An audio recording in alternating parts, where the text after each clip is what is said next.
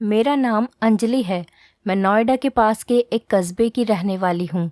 उस वक्त मेरी उम्र 30 साल थी। मेरी एक बेटी थी जिसकी उम्र 10 साल थी और मेरे पति का नाम राकेश था, जो कि ऑटो चलाता था।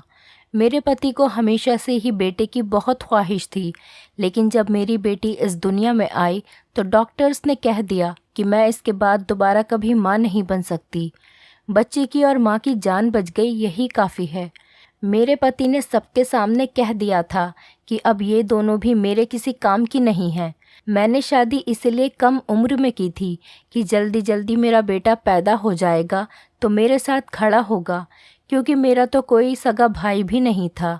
लेकिन इस औरत ने तो मेरी सारी उम्मीदें ही तोड़ दी। अब मैं इससे छुटकारा पाकर जल्द से जल्द दूसरी शादी करूँगा। पर 12 साल हो गए, मेरे पति ने मुझे अभी तक नहीं छोड़ा और ना ही किसी से दिल लगी की। इसीलिए नहीं कि वो मेरे साथ बहुत ही ज़्यादा वफ़ादार था, बल्कि इसलिए क्योंकि उसे पता था कि उसे अब कोई भी अपनी बेटी का रिश्ता नहीं देगा। वो पूरे मोहल्ले और रिश्तेदारों में एक लापरवाह इंसान मशहूर था। उसने अपना ऑटो भी बेच दिया था। मैं घर में कपड़े सिलाई किया करती थी और उसी से घर चलता था। कभी कभी वो कहीं से थोड़े बहुत पैसे ले आता था, लेकिन वैसे सबको ही पता था कि उसकी कोई पक्की कमाई नहीं है। जाहिर है, अगर कोई अपनी बेटी देगा तो कमाई तो ज़रूर पूछेगा और साथ में ये भी देखेगा कि पहली पत्नी से तलाक क्यों ले ली है।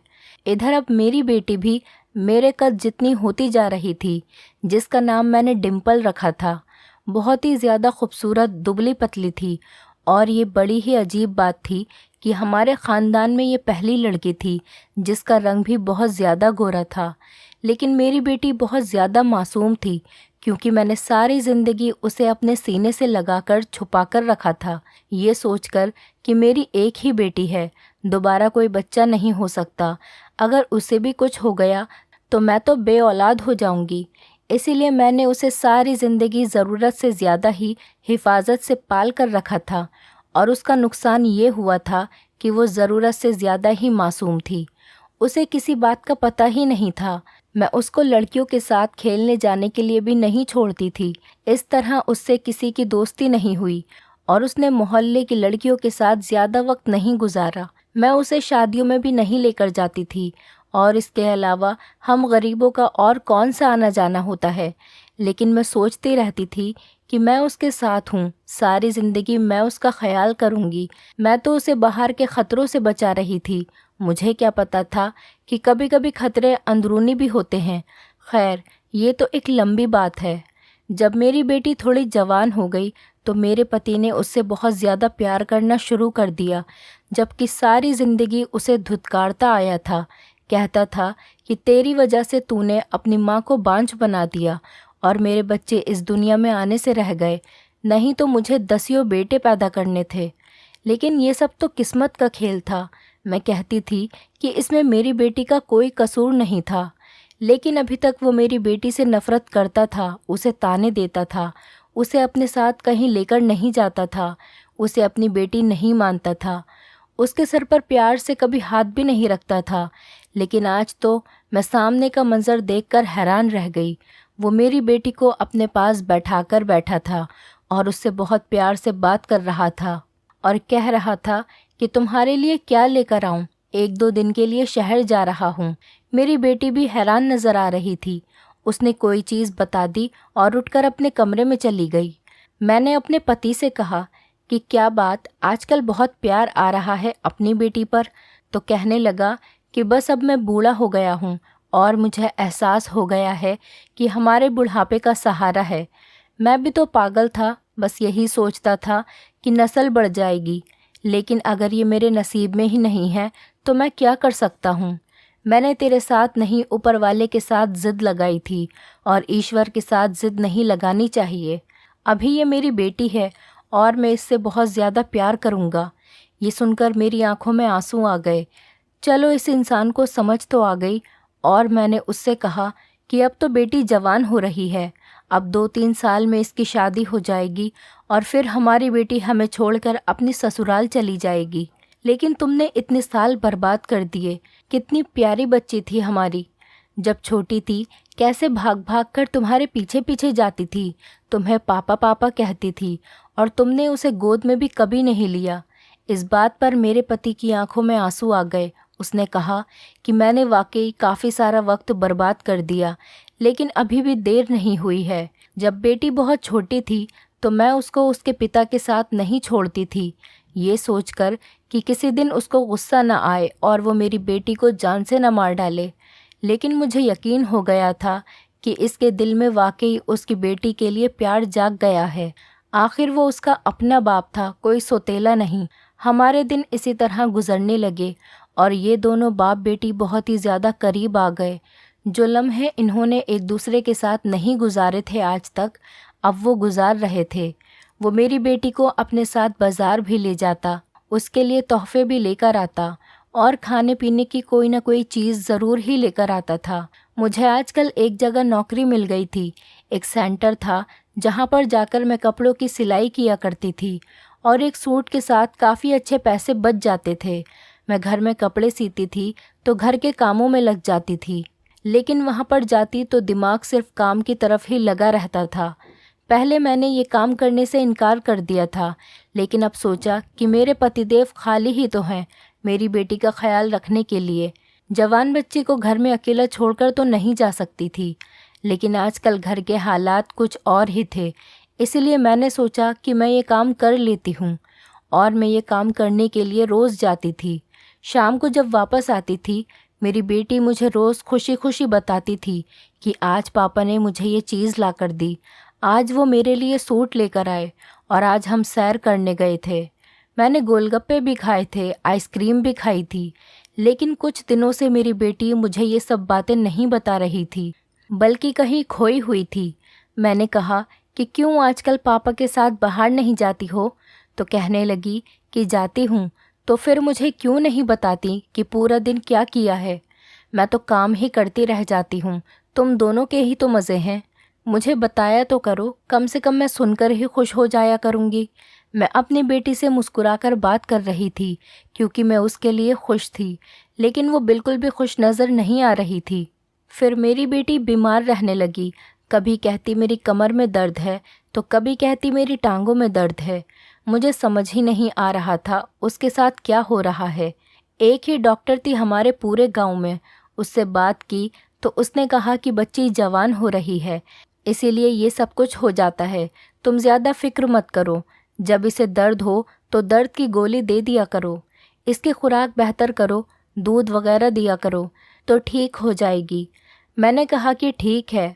मैंने उस बात पर ज़्यादा ध्यान नहीं दिया और अजीब बात यह भी थी कि आजकल मेरा पति वैसे तो बहुत खुश था, उसका मूड भी बहुत अच्छा था। काफ़ी दिनों से उसने मेरे साथ झगड़ा भी नहीं किया था, घर में पैसे भी लेकर आ रहा था, लेकिन मुझसे दूर दूर भाग रहा था। हमारी कौन सी अभी इतनी उम्र हुई थी, और अगर वो इतना ही खुश था तो थोड़ी सी मोहब्बत मेरे साथ भी तो बांट सकता था। सारी ज़िंदगी तो मेरे साथ लड़ता ही रहा था, लेकिन वो मुझसे ऐसे दूर भाग रहा था जैसे मैं उसके लिए गैर हूँ। मैं उस बात पर थोड़ी हैरान थी, लेकिन मेरे इतने काम थे कि मेरे पास कुछ और सोचने और करने के लिए वक्त ही नहीं था। एक दिन मैंने अपने पति को कहा कि अपनी बेटी के लिए कोई रिश्ता देखते हैं। उसने कहा कि अभी से? तो मैंने कहा कि रिश्ता होते हुए भी तो 1-2 साल लग ही जाएंगे और शादी भी तो जवानी में ही होनी चाहिए। अभी तक हम लोग भी जवान हैं और देखो भगवान की करनी हमारी बच्ची भी जवान हो गई है। हमने कौन सा इससे नौकरी करवानी है, जब कुछ नहीं करवाना तो शादी करवा देते हैं। मेरे पति ने कहा कि नहीं, अभी तो नहीं, अभी तो ये बहुत छोटी है, मैं तो इसकी शादी 20 साल की उम्र तक ही करूँगा। जब तक ये 20 साल की नहीं हो जाती मैं इसकी शादी नहीं करूँगा। मैंने कहा कि 20 साल तो बहुत ज़्यादा हैं, 18 साल सही है। तो उसने कहा कि नहीं, जब तक लड़की समझदार न हो जाए उसकी शादी नहीं करनी चाहिए, इससे पहले उसकी शादी करना जुल्म होता है। मैंने कहा कि काश मेरे बारे में भी कोई ऐसा सोच लेता, तुमने तो मुझ पर 16 साल की उम्र से ही जुल्म करना शुरू कर दिया था। उसने कहा कि हम तो अनपढ़ जाहिल लोग थे, हमें किसी बात का पता नहीं था, कोई मशवरा देने वाला भी नहीं था, हमारे माँ बाप भी हमारी तरह ही थे, लेकिन अब हमने दुनिया देख ली है तो तो अब हम भी ऐसा फैसला नहीं करेंगे, और फिर हमारी एक ही तो बेटी है। मेरे पति ने ये बात बड़े प्यार से की थी, वरना सारी ज़िंदगी इस बात को उसने मेरे लिए ताना ही बनाया था कि एक ही बेटी पैदा कर पाई, उसके बाद बांझ हो गई। क्या करूं मैं इसका? ये कोई मेरी नस्ल थोड़ी बढ़ाएगी, ये तो मेरा खर्चा करवा कर अपने घर चली जाएगी। बहुत दिल दुखाया था मेरे पति ने मेरा, लेकिन मैंने उसे फिर भी माफ़ कर दिया था, ये सोचकर कि वो मेरी बेटी का बाप है। लेकिन मुझे ये नहीं पता था कि एक दिन वो कुछ ऐसा कर बैठेगा कि मैं उसे माफ़ नहीं कर पाऊंगी। एक दिन मुझे मेरी बेटी की तबीयत सुबह से ही कुछ ठीक नहीं लग रही थी, और फिर ऐसा हुआ कि वो दोपहर तक बेहोश हो गई। मैं उसे डॉक्टर के पास ले गई तो डॉक्टर ने ऐसी बात बताई कि सुनकर मैं हैरान हो गई। मैंने कहा कि मेरी बेटी ऐसी बिल्कुल भी नहीं है। उसने कहा कि आपकी बेटी के साथ वही हो रहा है जो नहीं होना चाहिए। मैं अपनी बेटी को घर लेकर आई और फिर उसके मुंह पर थप्पड़ मार के पूछा कि तूने किसी के साथ कोई चक्कर तो नहीं चलाया। वो मेरे पैरों में गिरकर रोने लगी कि मैंने ऐसा कुछ भी नहीं किया माँ। फिर उसने मुझे ऐसी बात बताई कि आज ऐसा लगा कि जैसे आसमान मेरे सर पर गिर गया हो, मेरे पैरों के नीचे ज़मीन ही ना हो और दुनिया के सारे पत्थर मुझे लग रहे हैं। मेरी आंखें भर गईं। मैंने अपने आप को कमरे में बंद कर लिया और 2 घंटे के बाद बाहर निकली और बेटी से पूछा कि झूठ तो नहीं बोल रही। उसने कहा कि सच बोल रही हूँ माँ, मेरी बात का यकीन कीजिए। फिर रात को मेरे पति ने ऐसा मंजर देखा कि वो हैरान रह गया। मैंने अपनी बेटी को अपने कमरे में सुलाना शुरू कर दिया। मेरे पति ने कहा कि उसको यहाँ क्यों सुलाया है, इसका तो अपना कमरा है। मैंने कहा कि अब से ये यहीं सोया करेगी। उसने कहा कि फिर मैं कहाँ जाऊँ? तो मैंने उससे कहा कि तुम्हारी जहाँ मर्जी वहाँ चले जाओ। मेरे पति ने कहा कि तुझे क्या हो गया है, तूने अपना मुंह क्यों बना रखा है? मैंने कहा कि मैंने मुंह नहीं बनाया, मैं अपनी बेटी को गले से लगाकर ही सोऊंगी। और अभी भी मेरी आंखों से आंसू निकल रहे थे। अगले दिन से मैंने काम पर जाना भी छोड़ दिया और फिर से घर में ही कपड़े सीने लगी। मेरे पति ने कहा कि काम पर क्यों नहीं जा रही? तो मैंने कहा कि काम छोड़ दिया। मेरी इस बात पर वो बहुत हैरान हो गया। उसने कहा कि इतना अच्छा काम तुमने क्यों छोड़ दिया? मैंने कहा कि हाँ, मैंने छोड़ दिया, और वैसे भी तुम्हें क्या, अच्छा हो या बुरा, मेरा दिल नहीं किया करने का तो मैंने छोड़ दिया। और तुम भी अपने ऊपर तवज्जो दो, जो तुम कर रहे हो अच्छी बात नहीं है, इसीलिए अपने आप को बदलो। ये सुनकर मेरे पति ने मुझे हैरानी से देखा। पता नहीं क्या बोलती रहती है ये पागल औरत। दरअसल उसको मेरी बातें समझ में आ गई थी। इतना तो वो कोई छोटा बच्चा नहीं था। मेरा इशारा यही था कि वो अपने आप को सुधार ले, और वो इस बात पर लड़ाई करता कि इसको कमरे से निकालो। मैंने अपने पति से कहा कि मुझे कोई ज़रूरत नहीं है तुम्हारी, और वैसे भी तुम्हारा मेरे बगैर गुजारा होता है, तो अब क्या है? उसने कहा कि पत्नी हो तुम मेरी, मुझे तुम्हारी ज़रूरत है। मैंने कहा कि मुझे तुम्हारी ज़रूरत नहीं है, मेरी बेटी मेरे साथ ही सोएगी। अगर तुमको कोई मसला है तो फिर मैं अपनी बेटी के कमरे में चली जाती हूँ। लेकिन उस कमरे के अंदर दरवाज़ा नहीं था, इसलिए मैं वहाँ नहीं जाना चाहती थी। हम लोग गरीब थे, हमसे एक दरवाज़ा भी लगाया नहीं जा रहा था। दिन इसी तरह गुजरने लगे और मेरी बेटी की तबीयत ठीक होने लगी। मैं घर में काम नहीं करती थी, इसीलिए मुझे बहुत नुकसान हो रहा था। हमारे घर के हालात फिर से ख़राब हो गए। मेरे पति ने सामान लाना फिर से छोड़ दिया। अब मैं उसके साथ अपनी बेटी को कहीं बाहर नहीं जाने देती थी। मैं कमरे में सुकून से सो रही थी। मैंने खाना बनाकर पहले ही किचन में रख दिया था। मेरी बेटी ने मुझे जगाया और कहा, माँ भूख लगी है, आकर खाना खा लो। मेरा पति भी बाहर बैठा था। हम लोगों ने मिलकर खाना खाया और उसके बाद मुझे होश ही नहीं रहा कि मैं कहाँ हूँ। आधी रात को मेरी आँख खुली तो ये देखकर कदमों तले से ज़मीन निकल गई कि मेरी बेटी तो मेरे पास नहीं थी। मैं फ़ौरन उठी और बाथरूम की तरफ गई कि शायद वो बाथरूम में होगी, लेकिन वहाँ पर भी नहीं थी। इसके बाद मैंने ऐसा मंजर देखा कि मेरे कदमों के नीचे से ज़मीन निकल गई। मेरी बेटी अपने कमरे में सो रही थी और मेरा पति चारपाई पर बैठा था। मैं उसे कुछ पल देखती रही। उसने कहा, क्यों पागलों की तरह घूर के देख रही है? उसने कहा कि जाकर सो जा चल और यहाँ से जा। उसने खाने में नींद की दवाई मिलाई थी, वरना मुझे कभी भी ऐसी बेहोशी वाली नींद नहीं आती थी। मुझे पता ही नहीं चला कि मेरी बेटी कब उठकर गई। सुबह मेरी बेटी को बुखार था और उसको होश ही नहीं आ रहा था। मैं बहुत ज़्यादा परेशान थी। एक मोहल्लेदार औरत को उसके पास बैठाया और दिल में एक फ़ैसला कर लिया। मैं मोहल्ले में गई और पाड़ वाले की दुकान से फावड़ा ले आई। रात को पूरे मोहल्ले की बिजली ख़राब थी, लेकिन सर्दियाँ थीं, इसीलिए सब लोग सुकून से सो रहे थे। हर तरफ सन्नाटा पसरा हुआ था, बहुत खामोशी सी छाई हुई थी। सुबह हुई तो मेरी आंख जल्दी ही खुल गई थी और मैं अपने काम में व्यस्त थी, लेकिन अचानक दरवाजे की कुंडी बजी। बजाने वाले का अंदाज ऐसा लगता था कि जैसे वो कोई पुलिस वाला हो या फिर कोई डाकू। बहुत ही बुरी तरह से कुंडी बजा रहा था। मैं घबरा गई और मैंने फैसला कर लिया कि मैं दरवाज़ा नहीं खोलूँगी। मेरी बेटी भी उठ गई और उसने कहा कि माँ, क्या हो रहा है और आप क्या कर रही हैं? ये आंगन क्यों खुदा पड़ा है और पापा कहाँ हैं? मैंने कहा कि उस आदमी को पापा कहने की ज़रूरत नहीं है।